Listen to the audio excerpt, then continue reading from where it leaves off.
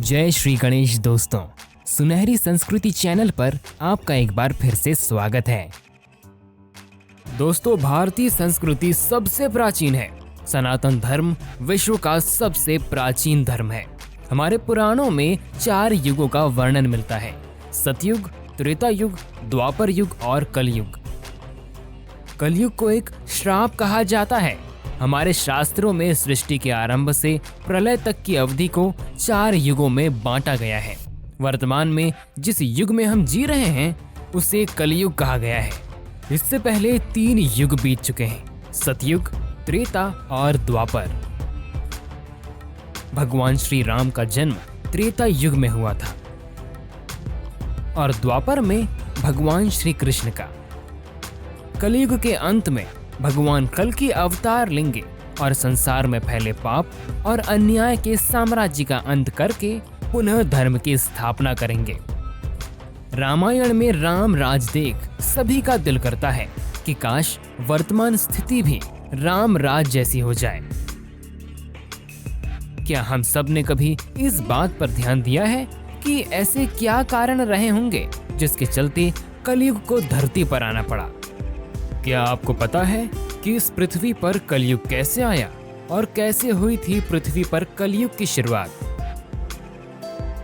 दोस्तों, क्या आपने कभी इस बात की ओर ध्यान दिया है कि ऐसे क्या कारण रहे होंगे जिसके चलते कलयुग को धरती पर आना पड़ा? वो न सिर्फ आया बल्कि यहाँ आकर यहीं का हो गया। तो आखिर क्या रहस्य है कलयुग के धरती पर आगमन के पीछे? चलिए आज आपको हम बताते हैं, तो बने रहिए वीडियो के अंत तक। अगर आपको ये वीडियो पसंद आए तो हमारे YouTube चैनल सुनहरी संस्कृति को सब्सक्राइब करें। महान गणितज्ञ आर्यभट्ट ने अपनी पुस्तक आर्यभट्टियम में इस बात का उल्लेख किया है कि जब वो 23 वर्ष के थे तब कलयुग का 3600वां वर्ष चल रहा था। आंकड़ों के अनुसार आर्यभट्ट का जन्म 4076 ईस्वी में हुआ था। गणना की जाए तो कलयुग का आरंभ 3102 ईसा पूर्व हो चुका था, जब धर्मराज युधिष्ठिर अपना पूरा राजपाट परीक्षित को सौंपकर अन्य पांडवों और द्रौपदी समेत महाप्रलय हेतु हिमालय की ओर निकल गए थे। उन दिनों स्वयं धर्म बैल का रूप लेकर गाय के रूप में बैठी पृथ्वी देवी से सरस्वती नदी के किनारे मिले। गाय रूपी पृथ्वी के नयन आंसुओं से भरे हुए थे। उनकी आंखों से आंसू बह रहे थे।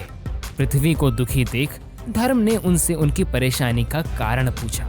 धर्म ने कहा, देवी, तुम ये देखकर तो नहीं रो रही हो कि मेरा बस एक पैर है, या तुम इस बात से दुखी हो कि अब तुम्हारे ऊपर बुरी ताकतों का शासन होगा? इस सवाल पर पृथ्वी देवी बोली, हे धर्म, तुम तो सब कुछ जानते हो, ऐसे में मेरे दुख का कारण पूछने से क्या लाभ?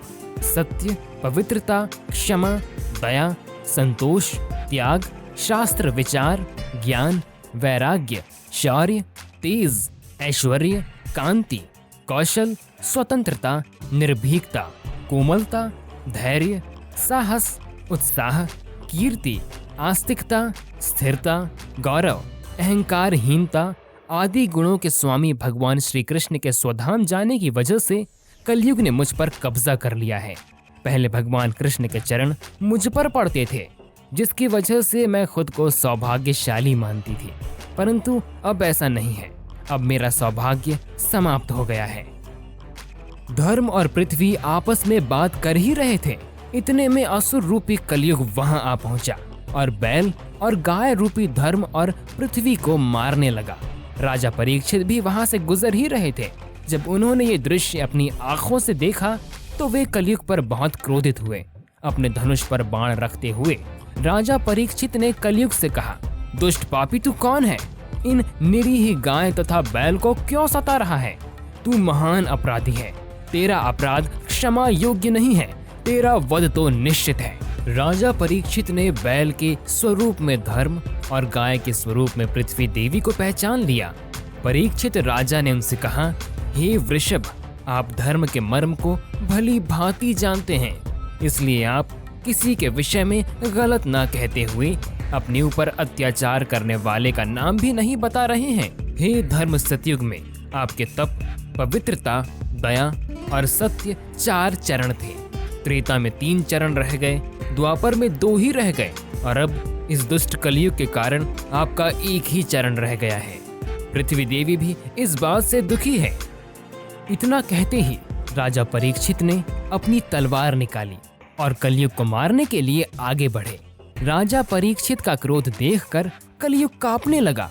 कलयुग भयभीत होकर अपने राजसी वेश को उतारकर राजा परीक्षित के चरणों में गिर गया और क्षमा याचना करने लगा।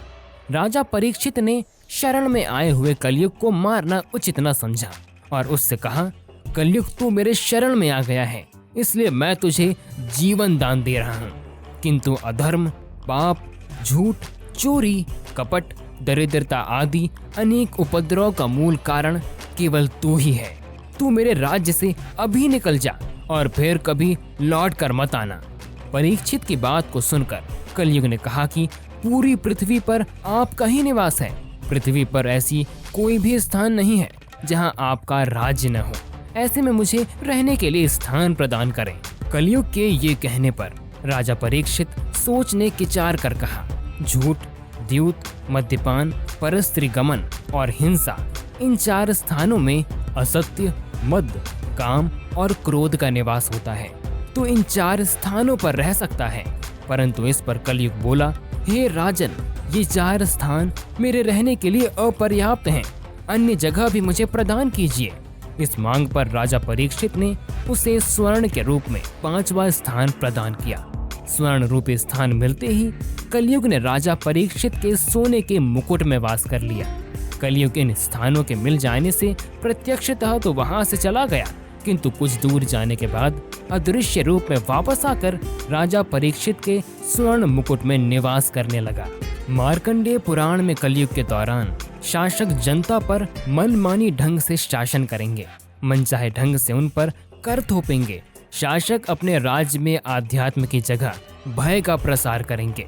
वो स्वयं एक बहुत बड़ा खतरा बन जाएंगे। बड़ी संख्या में पलायन शुरू हो जाएगा। लोग सस्ते खाद्य पदार्थ और सुविधाओं की तलाश में अपने घरों को छोड़कर जाने के लिए मजबूर होंगे।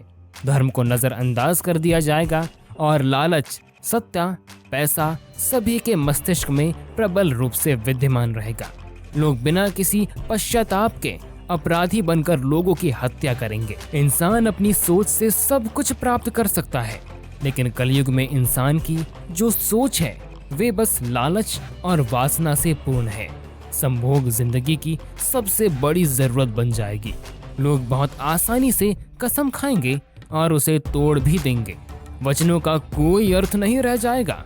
लोग मदिरा और अन्य नशीले पदार्थों की चपेट में आ जाएंगे। गुरुओं का सम्मान करने की परंपरा समाप्त हो जाएगी। ब्राह्मण ज्ञानी नहीं रहेंगे। क्षत्रियों का साहस हो जाएगा और वैश्य अपने व्यवसाय में ईमानदार नहीं रह जाएंगे। पाप अपने चरम पर होगा। लोग बहुत जल्दी कसम खाएंगे और उसे तोड़ भी देंगे। जब कलयुग का अंतिम चरण होगा, चारों ओर मरण होगा, हाहाकार होगी।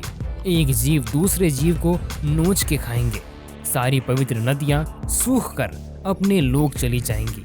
तब भगवान श्री हरि अपने 10वें अवतार कल्कि अवतार में धरती पर जन्म लेंगे। वो अपने लंबे से घोड़े में बैठकर अपनी तलवार से सभी बुरी शक्तियों, पापियों का अंत कर देंगे और धर्म की फिर से स्थापना करेंगे। उसके बाद 12 वर्षों तक लगातार भयंकर वर्षा होगी। धरती पूरी तरह जल में डूब जाएगी। जब ऐसा हो जाएगा, उस वक्त एक साथ 72 सूर्य उदय होंगे और वो धरती का सारा जल सुखा देंगे। धरती फिर नए रूप से शुरू होगी। तब सतयुग की शुरुआत होगी। तो दोस्तों, अगर आपको आज का वीडियो पसंद आया हो तो लाइक, शेयर और चैनल को सब्सक्राइब जरूर करें। आपका दिन मंगलमय हो। तो मिलते हैं एक नए वीडियो के साथ। तब तक के लिए जय माता दी। यहाँ दी गई जानकारी इंटरनेट पर उपलब्ध सामान्य मान्यताओं और जानकारियों पर आधारित है। सुनहरी संस्कृति इसकी पुष्टि नहीं करता है।